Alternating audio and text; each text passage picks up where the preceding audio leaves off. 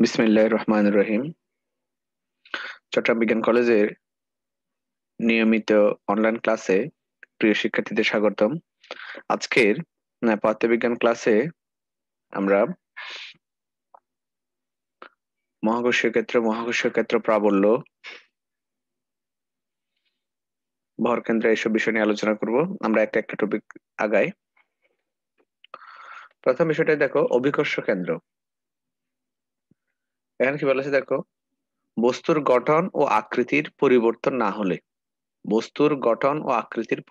না হলে যে নির্দিষ্ট বিন্দু দিয়ে তার ওজন ক্রিয়া করে তাকে তার অভিকর্ষ কেন্দ্র বলে। আমরা দেখেছি বিভিন্ন বস্তু বিভিন্ন রকম। এখানে আমরা একটা বস্তু দেখতেছি, ত্রিভুজ। তাহলে এই পুরো বস্তুটির একটা নির্দিষ্ট কেন্দ্র রয়েছে যেখানে তার সমস্ত ওজন রয়েছে।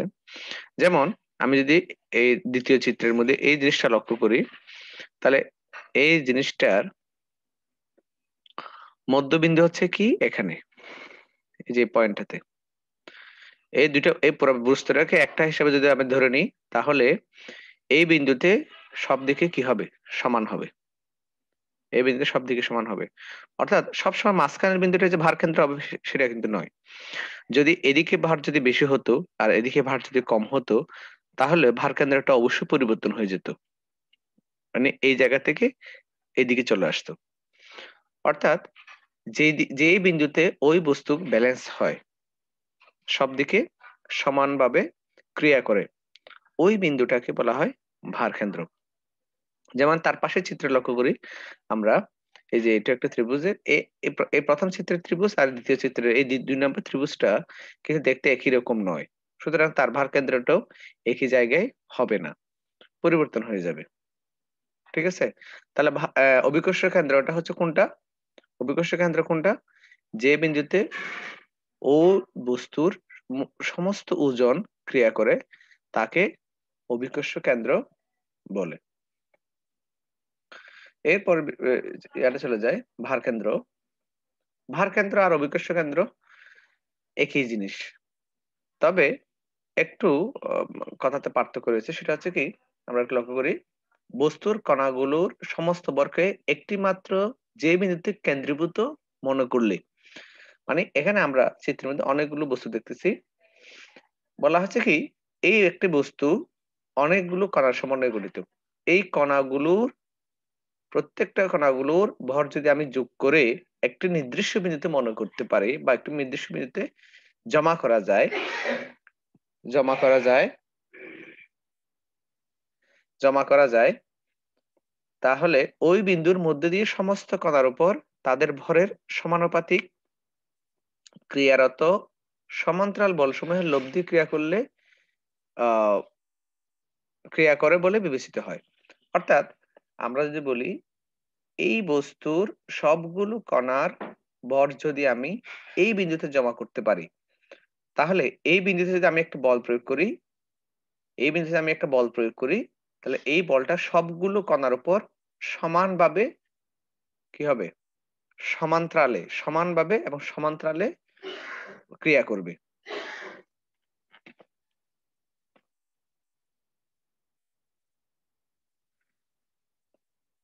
ক্রিয়া করে বলে বিবেচিত হয়। ওই বিন্দুকে বস্তুর কি বলা হচ্ছে? আমাদের ভারকেন্দ্র বলা হচ্ছে। তাহলে আমরা আরেকবার লক্ষ্য করি, বস্তুর কণাগুলোর সমস্ত ভরকে একটি মাত্র যে বিন্দুতে কেন্দ্রীভূত মনে করলে, মানে আমি মনে করলাম এই বস্তুর সবগুলো ভর যদি যে বিন্দুতে আমি কেন্দ্রীভূত মনে করি, তাহলে ওই বিন্দুর মধ্য দিয়ে সমস্ত কণার উপর তাদের ভরের সমানুপাতিক ক্রিয়ারত সমান্তরাল বলসমূহের লব্ধি ক্রিয়া করে বলে বিবেচিত হয়। তাহলে এই জি বিন্দুতে যদি সবগুলো ভর যদি ক্রিয়া করে, আবার ওই জি বিন্দুতে আমরা একটা বল প্রয়োগ করি, ওই বলটা সব দিকে সমানভাবে ক্রিয়া করবে। তাহলে ওই বিন্দুকে বস্তুর কি কেন্দ্র বলা হবে? ভার কেন্দ্র বলা হবে। এই যে আমরা বিভিন্ন চিত্রের মাধ্যমে সেটা দেখিয়েছি। খুব গুরুত্বপূর্ণ জিনিস মহাকর্ষীয় ক্ষেত্র। কোন বস্তুর আশেপাশে যে অঞ্চল ব্যাপী এর মহাকর্ষীয় প্রভাব বজায় থাকে, অর্থাৎ কোন বস্তু রাখলে সেটি আকর্ষণ বল লাভ করে তাকে মহাকর্ষীয় ক্ষেত্র বলা হয়। তাহলে মহাকর্ষীয় ক্ষেত্র কি জিনিস? বলা হচ্ছে কি যেমন পৃথিবী একটা নির্দিষ্ট এরিয়ার মধ্যে কোন বস্তুকে সে কি করে আকর্ষণ করলে এবং সেটা পৃথিবীর কাছাকাছি চলে আসে। একটা চুম্বক তার একটা নির্দিষ্ট এরিয়া পর্যন্ত সে কি করতে পারে? আকর্ষণ করতে পারে কিংবা বিকর্ষণ করতে পারে। তাহলে ওই চুম্বকের ক্ষেত্র বলা হবে। একইভাবে মহাকর্ষীয় ক্ষেত্র মানে যেকোনো একটি বস্তু তার আশেপাশে যতটুকু অঞ্চল জুড়ে অন্য একটা বস্তুকে কি করতে পারে? আকর্ষণ করতে পারে বা আকর্ষণ বল বজায় রাখতে পারে তাকে ওই বস্তুর মহাকর্ষীয় ক্ষেত্র বলা হয়। আমরা গুরুত্বপূর্ণ একটা টপিকে চলে আসি। মহাকর্ষীয় প্রাবল্য। এতক্ষণ আমরা মহাকর্ষীয় ক্ষেত্র বললাম। মহাকর্ষীয় ক্ষেত্র কি? যতটুকু অঞ্চল জুড়ে কোনো একটা বস্তুকে আকর্ষণ করে। ওই মহাকর্ষীয় ক্ষেত্রের মধ্যে একক ভরের কোনো বস্তু স্থাপন করলে, ক্ষেত্রের মধ্যে আমরা একক ভরে একটা বস্তু স্থাপন করলে এর উপর যে বল প্রযুক্ত হয়, তাহলে ওই বস্তুর উপর যে বল প্রযুক্ত হবে তাকে ওই ক্ষেত্রের দরুন ওই বিন্দুর মহাকর্ষীয় প্রাবল্য বলে।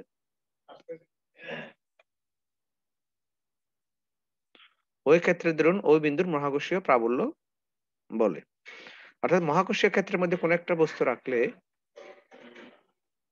সেটির উপর যে বল প্রযুক্ত হয় তাকে ওই ক্ষেত্রের দরুন ওই বিন্দুর মহাকর্ষীয় কি বলা হবে? প্রাবল্য বলা হবে।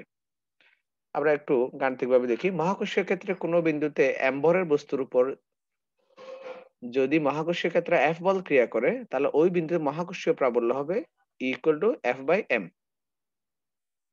equal to F/m। এই সমীকরণ থেকে দেখা যায় m এর মান বৃদ্ধি পেলে E হ্রাস পাবে। মহাকর্ষীয় ক্ষেত্রের বিভিন্ন বিন্দুতে প্রাবল্য বিভিন্ন হবে। বস্তুর ভর বেশি হলে প্রাবল্য বাড়বে, দূরত্ব বেশি হলে প্রাবল্য কমবে। আচ্ছা, মহাকর্ষীয় প্রাবল্যের যেটা গাণিতিক রূপ আমরা যেটা ম্যাথমেটিক্যাল ভাবে ইউজ করব সেটা হচ্ছে E equal to gm divided by r square। এই সূত্রের প্রতিপাদনটা আমরা দেখাইনি, তবে এই সূত্র দিয়ে আমরা গাণিতিক সমস্যাগুলো সমাধান করব। এটা এখান থেকে খুব সহজে বের করে নিয়ে আসা যায়। f এর মানটা বসালে এই মানটা চলে আসে। মহাকর্ষীয় প্রাবল্যের মাত্রা LT ইনভার্স 2, একক হচ্ছে কি নিউটন কেজি ইনভার্স 1।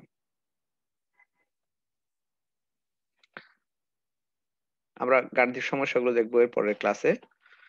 আমরা আজকে মহাকর্ষীয় ক্ষেত্র পড়লাম এবং মহাকর্ষীয় ক্ষেত্র প্রাবল্য পড়লাম। আমরা এটার একটা সামারি আমরা এখানে করে দিয়েছি। তার সংজ্ঞাটাও এনে দিয়েছি এখানে, বৈশিষ্ট্যগুলো দিয়েছি। একইভাবে মহাকর্ষীয় ক্ষেত্র প্রাবল্য এর সংজ্ঞা, সমীকরণ, মাত্রা, একক, রাশি, অভিকর্ষ তার সাথে সম্পর্ক এবং বিন্দু পরাজয়ের মহাকর্ষীয় প্রাবল্য কিরকম হবে সেটা আমি সবগুলো এখানে এনে দিয়েছি।